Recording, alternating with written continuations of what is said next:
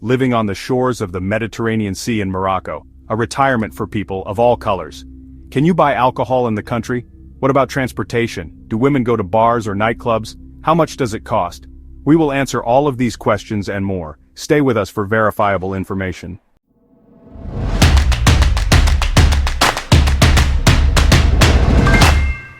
Welcome to the Budget Retirement Options channel, where we believe in living well and safe on less, much less, while retired. Retiring in Morocco? Now, that's what we a couscous and chill lifestyle. This North African gem isn't just about camels and colorful souks. It's an increasingly popular spot for retirees looking to stretch their dollars without sacrificing quality of life. First things first, Morocco doesn't offer a special retirement visa, but no worries. You can apply for a residence permit called a carte de séjour. It's pretty straightforward as long as you have a valid passport, proof of financial self-sufficiency, your pension or social security will do, a rental agreement or proof of address in Morocco, a clean police record, and some good old-fashioned paperwork. Oh, and don't forget those passport-sized photos. You'll need a few, and no, your selfie from Tangier Beach doesn't count.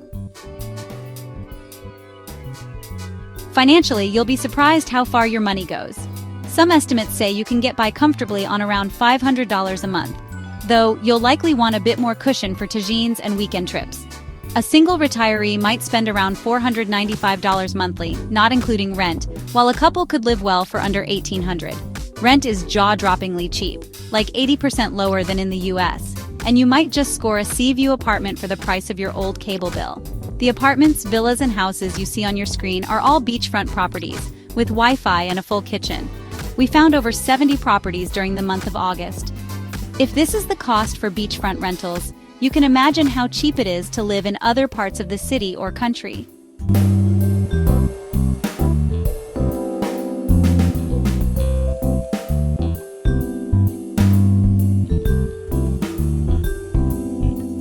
The weather? A retiree's dream.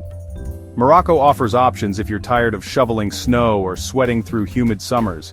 Along the coast it's mild and breezy. Inland? Toasty in the summer and chillier in the winter. And if you're feeling adventurous, there's the Sahara Desert for a real-life Lawrence of Arabia moment, without the drama. Healthcare is a mixed bag. Morocco has a public system that's okay if you're patient, literally, but private care is where it's at.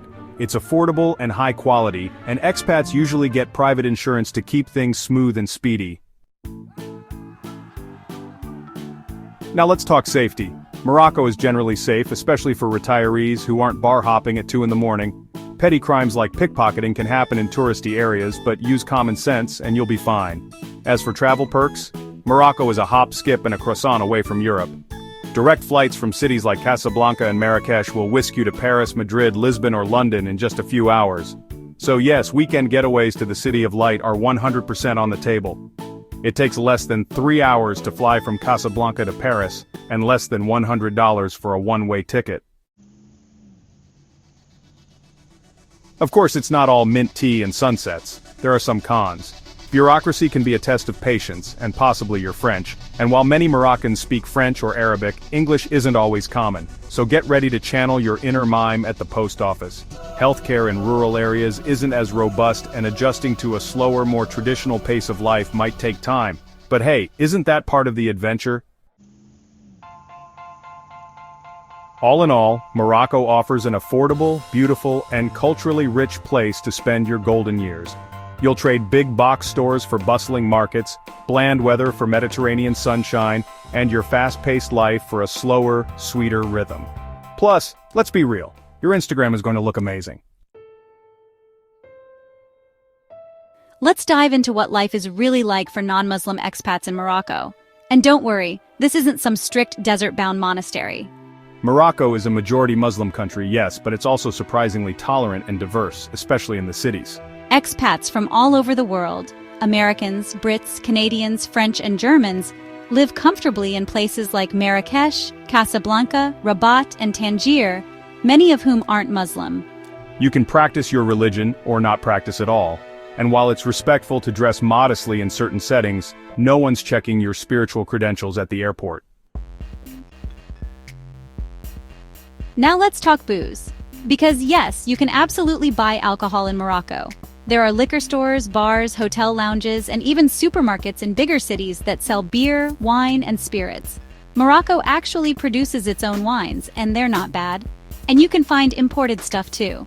Drinking in public is frowned upon, but if you're sipping a glass of red in a restaurant or clinking cocktails at a rooftop bar in Marrakesh, no one's batting an eye. Transportation in Morocco is a mix of the charming, the chaotic, and the surprisingly convenient. Taxis are everywhere, and apps like Kareem and Robi, the local Uber-style services, make it easy to get around in cities. There's a decent train system. The high-speed train Al Borak from Casablanca to Tangier is a dream, especially for around $20. Buses can be a bit crowded, but they're cheap and cover most areas. If you want more freedom, renting a car is possible. Just be prepared to dance with some wild traffic in the big cities. Moroccan drivers love to improvise. As for women, yes, they absolutely go out alone. More and more Moroccan women, especially in urban areas, are independent, working professionals who go to restaurants, cafes, and even bars alone or with friends. Female expats can move freely and safely during the day and at night too, though just like anywhere, it's wise to stay in well-lit areas and use reputable transportation. You might get the occasional catcall, unfortunately that's still a thing, but in most cases, it's harmless. Dress modestly in smaller towns to avoid stares, but in cities, it's not uncommon to see women in everything from jeans and sneakers to dresses and heels. And yes, Moroccan women, and expat women, go to bars and nightclubs.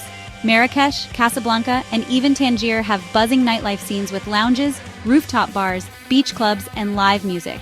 Some spots are upscale and cater to tourists and expats, while others are more local.